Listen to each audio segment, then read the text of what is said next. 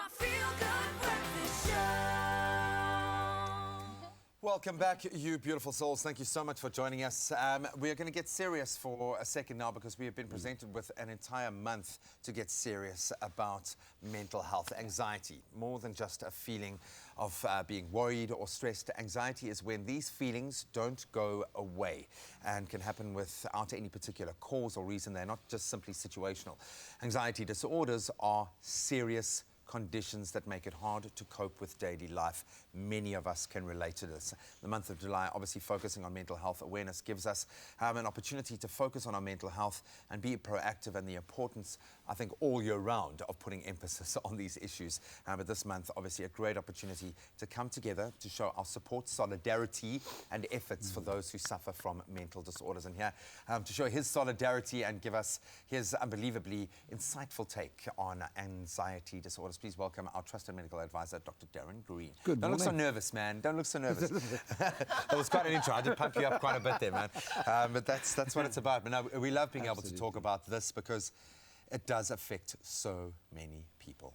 It cripples so many people, doesn't it? That's it. Well, let's contextualize for a second. What exactly are anxiety disorders, and what are the most common ones? Sure. So anxiety itself, as a symptom, is represented by so many different physical symptoms. Anxiety is the feeling of impending doom and death. Wow. It's a feeling that is often triggered by your thought processes. It's also basically triggered by things that lead to panic in many cases. But anxiety can be good.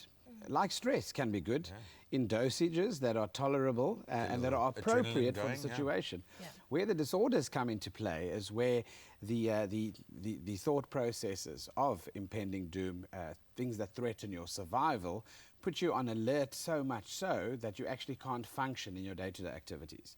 In other words, you have a rational fear of spiders, for example, but your fear of spiders is okay, but you immediately thinking that you're going to die if that spider touches your skin is not rational. Yeah. But that's the feeling. So that feeling of threat, impending doom, leads to so many, obviously, of the different symptoms. Yeah. When it comes to the disorders, there are quite a few, at least 6 different types. The ones that are most common that you asked about would be things like social anxiety. Yeah. Fear that other people will think badly of you or think negatively of you. The fear that you're going to do something wrong that's going to cause them to victimize you and look at you, in a different light. And then, of course, you have things that are all anxiety-based, like obsessive-compulsive disorder, fear of germs, germaphobes, washing their hands 15 to 20 times an hour. And then obviously you have other things like public spaces and situational anxiety of malls, not having an escape when you feel claustrophobic, for example, or too many people. Yeah. So those kind of things. You have generalized anxiety disorders, social anxieties. You have then obsessive compulsive disorder as well. And then lots of people suffer on a day-to-day basis from normal panic attacks when there's an initial thought or something that triggers it. Wow. And the problem is that they don't know how to switch them off. Well, it's a medical thing, and I think it often gets played down. Anything in the mind often gets played down because it doesn't seem like a physical thing, but people will be hospitalized for an anxiety attack because it exhibits like a heart attack and feels like a heart attack for the person who's experiencing it. That's it. You feel this impending doom. You really think you're going to die. So your body's physical response is the hyperventilation, the sweating, the dry mouth, obviously as well. And tingling with that, limbs. the palpitations. And then from hyperventilating and blowing off all your carbon dioxide levels in the blood drop so low that you then develop other symptoms like spasms, carpopedal spasms, and also things like pins and needles and paresthesia. So that then will make you pass out quite often, and then you wake up thinking, oh, I didn't die. Which is actually very good. Yeah. So that brings out the whole. That brings out the whole topic of whether we don't sometimes try and over-medicate anxiety with medication that just numbs you. Boom, deals with anxiety now in a group of drugs called the benzodiazepines. is the one that often is used to rescue people in the acute anxiety attack. In the peak of that. But we need to look at tools to equip people in dealing with anxiety. So much, yeah, of what you've said here. I think it rings in so many of us. We're like, but I felt a little bit of that. I felt a little bit about it. But when does a little become a lot? When does a lot become overwhelming? That's what we're talking about. Anxiety disorders. We'll be discussing this with Dr. Darren Green continually throughout this morning. It's my feel-good breakfast show. We won't move, I promise. We're going to stay right here to be so. Well, we are still here with Dr. Darren Green. We're talking about the seriousness of anxiety disorders and how we should definitely be putting a spotlight on it, because it's not just about being stressed, it's not just being in a bad mood, and that is why we're tackling these issues today. I want to speak to you, Dr. Darren Green, about the symptoms associated with anxiety disorder. Yeah, so if you think about them, the common ones that we know to identify in ourselves and in others, the first one is obviously a feeling of impending danger. Yes, you said. So there's a structure in the brain called the amygdala, Greek word for almond, the nut. Presumably how it's shaped. Yes, and the size as well. But so long of the short is the amygdala is a very important structure in anxiety because it basically starts resonating when it picks up different clues from the environment, what you're seeing, what you're hearing, and so forth, and even what you're tasting, by the way. So what it then does is it alerts you whether something actually adds to your chance of survival or actually threatens your survival. Wow. So you then will either move towards the stimulus if it's going to ensure like good breeding, what a beautiful person you've noticed, example. And then you also move away from things like certain noxious fumes or smells, for example, that could threaten the future of a mom carrying a baby or your own health. So it alerts then, and then it results in the neurological pathway sending messages to a system called the fight or flight, the sympathetic nervous system. And then those nerves control all the systems in the body. Your breathing rate, so you hyperventilate, pant like a dog, blowing off so much carbon dioxide that I mentioned a little bit earlier. You also have an increased heart rate, for example. You often have your skin turning really pale. Even black people look white when they have a big fright or shock, because the blood vessels of the skin constrict and all the blood is redirected to the vital organs like the brain, the heart, the kidneys, etc., and the muscles to run away or to fight against your prey. So those are some of the physical. Then you start sweating as well. Sweating often is basically elicited to cool you down when you become hot and run. It's already starting before you even start running or fighting. It's incredible. And then the dry mouth also, the glands that don't secrete what they should at the time. All that's under the influence of the sympathetic nervous system. So the anxiety then comes out in that way. But palpitations, heart rate is often the one that triggers people most. And then obviously it moves on to the hyperventilation, the spasms if you hyperventilate too much. And the weird thing is, I suppose, because we live in that kind of adrenal eye of the storm here, where your heart is pumping, your adrenaline's pumping, your perception of time is also changed. So the way that you see and feel, experience the world changes, which draws you even further out of that kind of sense of normality. Where do we start with treatment? Because I suppose in the moment and recognizing it, it's very easy to tell someone, oh, just calm down. But if you're in there, just chill out, man. All that's bothering you is doesn't you're help anxious, so just chill at out. that time, So for a person, let's start maybe with a person who's experiencing this level of anxiety. How can we, as someone who's experiencing anxiety, maybe not even an anxiety attack, but just that impending doom, short-circuit that and start treating ourselves? I like the way you say short circuit, because that's exactly what you need to do. If you've had a learned pattern of behavior where it goes into catastrophization, basically, of getting an idea, I see a spider, the spider's going to attack me, the spider's going to basically bite me, I'm going to get poisoned, I'm going to die. That circle. So you need to stop that. Terrified of spiders. You've got to stop that. You've got to stop that somewhere. So if you're witnessing someone with a panic attack, the first thing you need to do, obviously, is get them to focus on you or something else. And one of the first things you'll say is, look at me, look me in the eye, talk them down, we're calling it. So that involves you obviously giving them something to focus on other than the cognitions or the thoughts that are busy spinning out of control. And then you'd have to obviously regulate your voice. Bring it down calmly. Don't meet fire with fire and elevate the situation by shouting and getting more demonstrative and drama, you know. So talk them down in a vocal tone that's satisfactory. Ask them to focus on something. Focus on one thing, like breathing, for example. For now, you're in a safe place. Nothing's going to get to you now. We are safe. I want you to do the following. Then you give them step-by-step instructions. Often in the ER, in the emergency, you have to do that. And then you teach them how to breathe in the nose, long drawn-in breaths out of the mouth, etc., just to regulate it. And often that starts getting rid of the symptoms while they're breathing properly, and just start focusing on a simple thing. Before giving them tablets to actually take away the anxiety or, or calm them down, you see the change. Exactly. And then they realize, oh, okay, I'm starting to feel better. My vision's coming back. My heart rate's coming down. The pins and needles are going. I'm starting to feel a little bit safer. And then you'll see that you can then move forward. I feel a little bit safer now. I know. After Nice. you've just taken Nice us use through of that. the tone. Wow. Nice use of the tone there, buddy. I You love did it. that so well. Well, I also want to talk about how to treat anxiety disorders with children That's as a big well. one. A little bit more with Massive, Dr. Darren yeah. Green after the break. It's my feel-good breakfast show. Welcome back. You are live with Expresso. It is Mental Health Awareness Month, and we are loving being able to delve into a range of different disorders, anxiety disorders today, but so many things that so many of us are dealing with, and we just need someone to shine a light, just to offer a hand, just to maybe provide that one piece of vital information that's going to change our perception. Very important for me, and I would imagine for you as well. Anxiety disorders within children.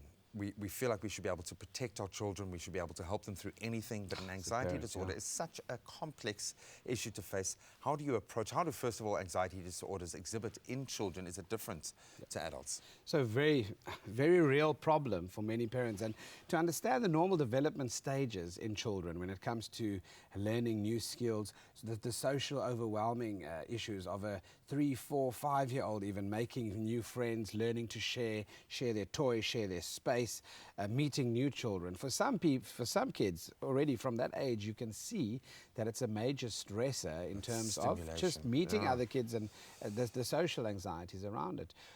Difficult when you're looking at energy levels in hyperactive children or children with ADD, for example, attention deficit, where you're not sure whether the fact that they are so busy and not hearing you give an instruction at home, or even just responding to that instruction, is due to something that's normal for the age group, or due to an early underlying anxiety. So I think so the important thing here would be learning patterns of your children's behavior in different situations, getting feedback from the teachers at school and how they're socializing. We as parents are often so nervous about us missing something on our kids that we are actually over anxious. We are the and they anxious do energy in the model space. behavior on what they see at home. So parents that are concerned about their children being anxious, remember, they need a solid foundation. They need to see security. They need strong guidelines, boundaries. They need surety in a routine at a very young age. And then, obviously, you'd have to get feedback as to how they're doing on the different fronts from the teachers, from the preschool teachers even, and the social interactions to have that. And you need quality time with your children to assess these things. The problem is so many of us have nannies and domestic workers raising our children when we're not home. And then we see them for a window period and a snapshot. And then we don't really know what's going on for 6 hours of the day. And I think that's also part of the challenge for many of us. Take the time to educate yourself, even if you can't be there all the time, which is a Correct. reality for most people, let's be honest. Take the time to get to know it. And I think a lot of us also, especially with a 2-year-old, you're more worried about what other people are thinking of you and the scene, and you're forgetting that your attention needs to be there, and that's what you need to do is kind of change. That's why I used the term short circuit earlier.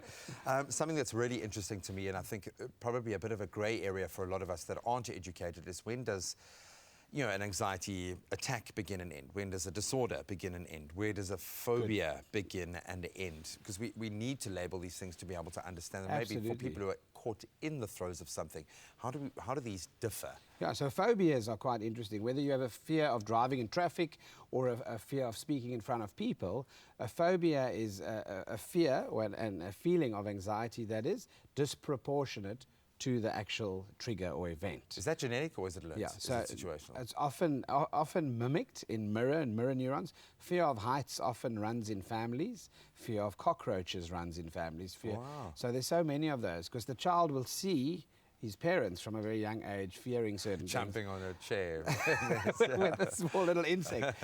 And you often then they have that association of impending doom, danger, protect myself. So some of them are transferred. Other children obviously have the resilience and the ability not to actually mirror that and move on. So there certainly is a genetic component when it comes to anxiety disorders, but there are also lots of medical conditions that can bring that out as well. What we do know is anxiety is accentuated by excess stress, lack of sleep, and eating poorly, and then no recreational activity like exercise or pleasurable activities that give you obviously that kick of that's fun, yeah. So if you're having all those things in short supply, you're more likely to start becoming anxious. And when you're feeling out of control, these are all things that you can control. Correct. Sleep, food, enjoyment, exercise, these are things that are within your grasp. We're going to continue to look at, maybe expand on some of the solutions, the treatments that are available for anxiety disorders. And of course, we are running on our social media platforms throughout this month, but certainly today, a helpline, resources. You can see it on screen right now as we speak. A number that you can call, the Anxiety and Depression group in South Africa. Brilliant at the work that they do. Some very well-trained, empathetic people that can talk to you, help you through what is probably one of the most difficult things that you can go through. So please use that resource. We'll continue our discussion with Dr. Darren Green after the news. It's my feel-good breakfast show. We are talking about anxiety disorders being Mental Health Awareness Month. Closing off our discussion now, we're going to obviously look at some treatment options that are available. I'm going to ask this first because people do suffer from anxiety disorders for their entire life. If it is treatable, if we can overcome them, why do some people stay locked in that space for their entire life, remain on medication possibly for their entire life? Yeah, so the evidence shows that treating someone with medication alone for anxiety is definitely less effective than treating someone with medication plus all the other tools and interventions that we're probably going to talk about now.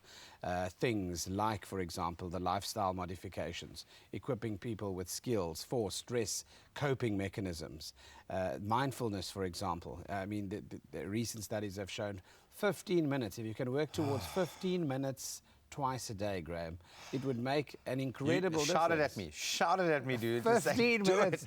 Start off with 5 minutes, looking at the toilet roll holder while you're in the toilet. Man, it's just focusing on something, just to become aware of where you're at and not judging the thoughts and responding to all of them, you know.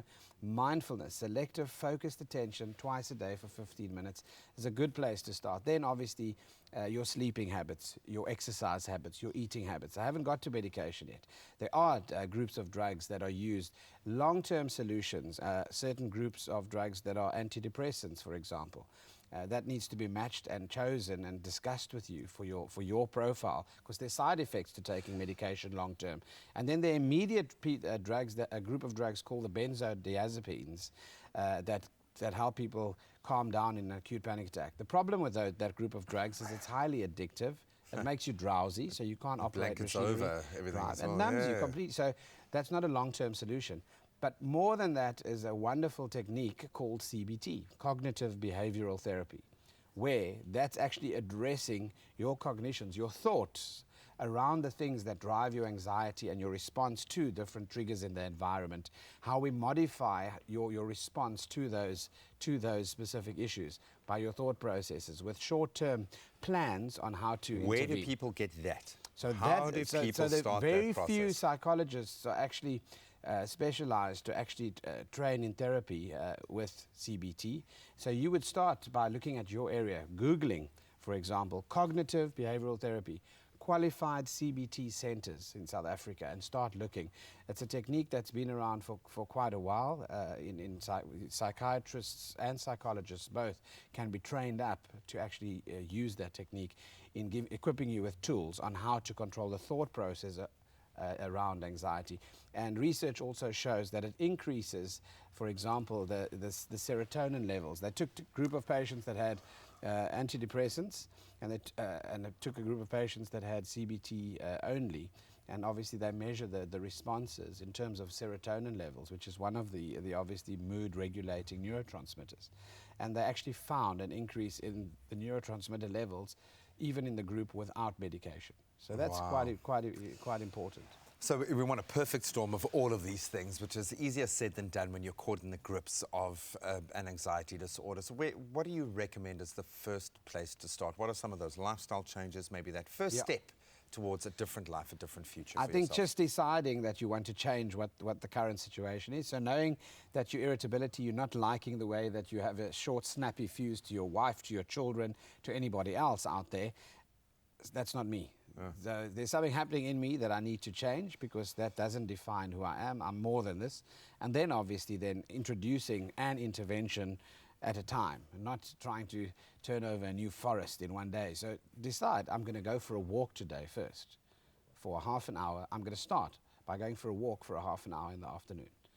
Whether it's around the block with your kids, your family, whatever, do it. Just start with something, and then you'll find... Literally take that first step. Just the first step, and then you'll find that that triggers then a bit of a positive achievement of you actually having done something about it. And then the breathing is so important. Breathing and anxiety and panic attacks, the way that you regulate your breathing sometimes. If you're feeling flustered, take yourself out of multiple sensory stimulation in terms of lights, noise, etc. Too many people. Take yourself out into a quiet place to actually just gather your thoughts, and then focus on one thing at a time by breathing properly, maybe even listening to some music, and then obviously address the other things one at a time. Thank you so much. I do feel a lot calmer. I'm a little bit more afraid of spiders, but I feel much better about life. A very important number, I think, for everyone to have 0800 456 789. That's the South African Anxiety and Depression Group, an incredible collection of people doing some amazing work in this space. Just know that you're not alone. So many of us are experiencing one level of anxiety or another, but if it's progressing too far, if it's starting to move into that space of being a disorder where it's controlling your behavior and you feel like you can't escape, you're caught in the grips of it, get help from someone. You can have a much better experience of life. Doc, thank you so much. Love you. Thank man. you. Absolutely Thank you. love you, dude.